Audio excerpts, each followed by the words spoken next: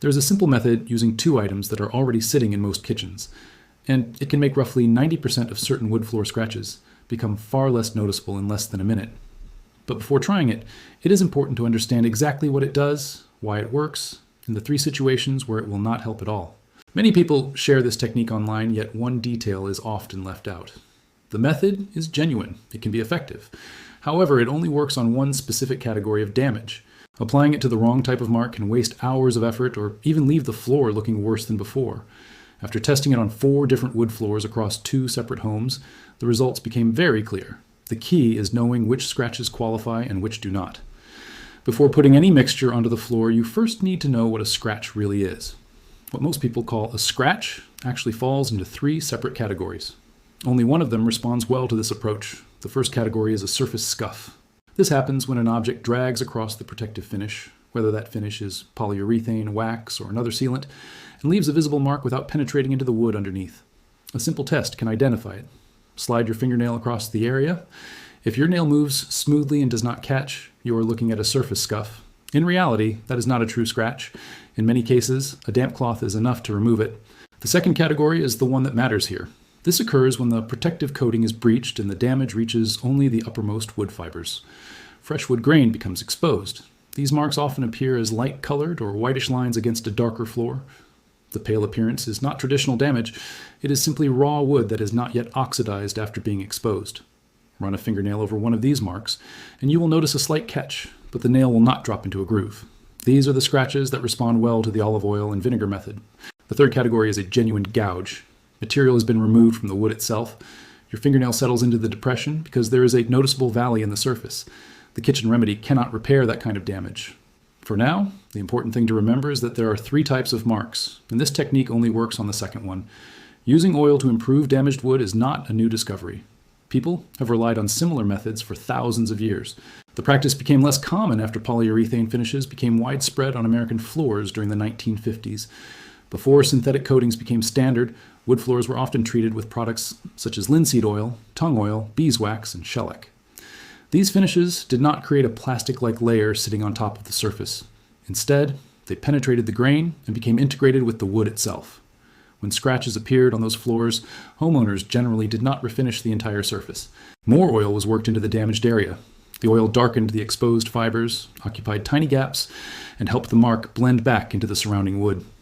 Shellac has an especially long history. It is produced from a resin secreted by an insect found in Southeast Asia, and it has been used as a wood finish for more than 3,000 years. Tung oil is derived from the nut of a tree that originated in China, and it has served as a wood finish there for at least 1,000 years. None of these methods were ever hidden knowledge. They simply represent an older approach to wood care. What shifted during the middle of the 20th century was not the effectiveness of oil. Polyurethane became less expensive, easier to use, and produced a tougher, glossier finish that consumers largely preferred. Yet the underlying concept never changed. Oil darkens exposed wood fibers and reduces the appearance of light scratches. That principle remains valid because it is based on physical properties. Olive oil, which is commonly found in most kitchens, functions according to the same basic mechanism as linseed oil. It is not as effective and it does not last as long, but it performs well enough as a fast cosmetic solution. The ratio that matters is 3 parts olive oil combined with 1 part white vinegar. There is a specific reason that mixture works. The olive oil does the majority of the work. It penetrates the exposed fibers within the scratch and changes their appearance by darkening them visually. That optical change helps the damaged area blend into the surrounding floor. The vinegar serves 2 purposes. First, its mild acidity helps remove dust, leftover polish, and natural skin oils that may be trapped inside the scratch. In effect, it cleans the area so the olive oil can reach the exposed wood beneath. Second, it helps distribute the oil more evenly and allows it to work slightly deeper than oil would by itself. If the mixture contains too much vinegar, you are essentially applying excess acid to the floor. Over time, that can reduce the shine of the nearby finish. If there is too little vinegar, the oil tends to bead on the surface rather than soaking into the damaged fibers. The 3-to-1 proportion is generally considered the ideal balance by nearly every woodworker whose recommendations have been examined. The process itself is simple. Combine the oil and vinegar in a small bowl, stir vigorously or shake the mixture well. They will separate again fairly quickly, and that is completely normal. Take a soft cloth that does not shed lint. An old cotton t-shirt is an excellent choice. Dip only 1 corner of the cloth into the mixture. The cloth should be slightly damp rather than soaked.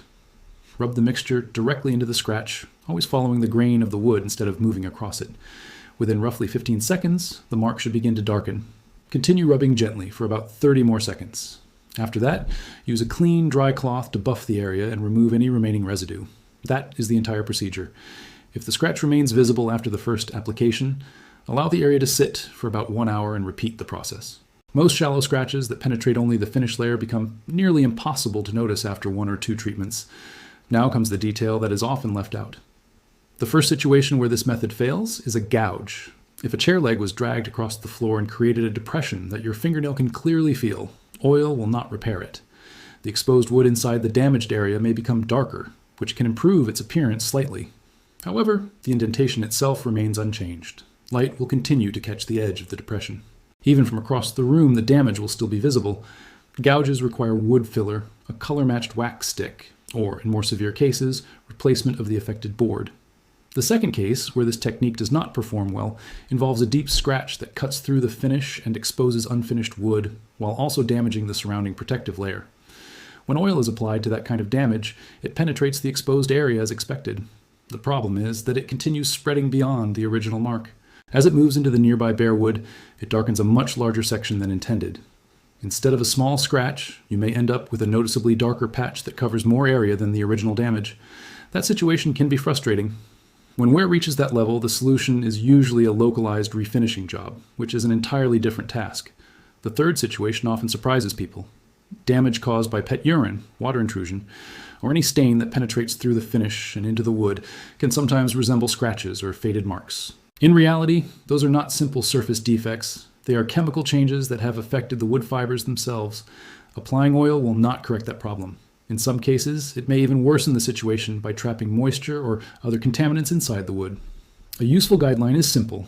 If the mark is light in color, narrow, and your fingernail moves across it without dropping into a depression, the olive oil and vinegar mixture will likely disguise it. If the damage appears as a spot, an irregular stain, a groove you can feel, or anything extending beneath the finish layer, skip the oil treatment and use the proper repair materials instead. There is one additional consideration. If the floor is covered by a thick polyurethane coating that remains fully intact, this approach may have little to no effect. The reason is straightforward.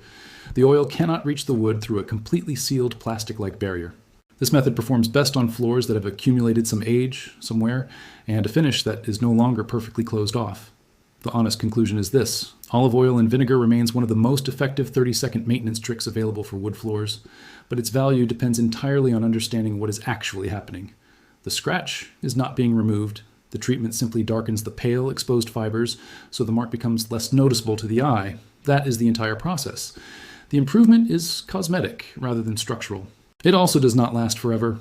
Over time, usually anywhere from a few weeks to a few months, the effect gradually fades. As foot traffic wears the area and the oil slowly dissipates, another application may be needed. That is not necessarily a problem. The process takes about a minute, costs very little, and can help an aging floor maintain a better appearance for longer. What this really represents is a maintenance technique. People relied on similar approaches for centuries before modern homes began covering nearly every surface with synthetic protective coatings. There is no magic involved. It is not a hidden secret, and it is certainly not permanent. Even so, it works, it is inexpensive, and it can delay the need for a full refinishing project. If you first test the mixture on a small area, correctly identify which of the 3 scratch categories you are dealing with, and avoid expecting it to repair damage that extends deeper than the finish. The results can be surprisingly effective. That is the complete and honest explanation. If practical home maintenance solutions interest you, follow for more straightforward guides built on real-world results rather than miracle claims. Share your experience if you have used this method, including the type of floor and how long the improvement lasted. Real feedback helps others understand what to expect. Please leave your thoughts about this content in the comments below. Thanks for watching. See you in the next one.